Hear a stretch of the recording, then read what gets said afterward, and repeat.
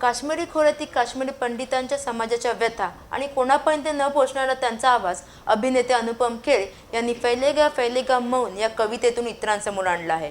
अनुपम खेर हे स्वतःसुद्धा एक काश्मीरी पंडित आहेत, त्यामुळे या समाजाप्रती असणारी त्यांची निष्ठा त्यांचा अर्थ शब्दातून व्यक्त होते।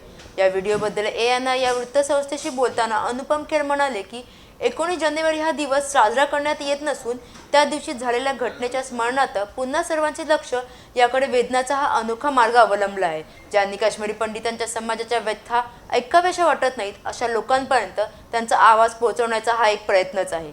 27 वर्षांपूर्वी काश्मीरी खोऱ्यातील अनेक काश्मीरी पंडितांच्या कुटुंबावर विस्थापनाची वेळ आली होती। त्याच दुःखदायक दिवसाचे महत्त्व आणि काश्मीरी पंडित समाजाचे हित जाणत ही कविता लिहिण्यात आली आहे। अधिक माहितीसाठी पाहत रहा लोकसत्ता.com।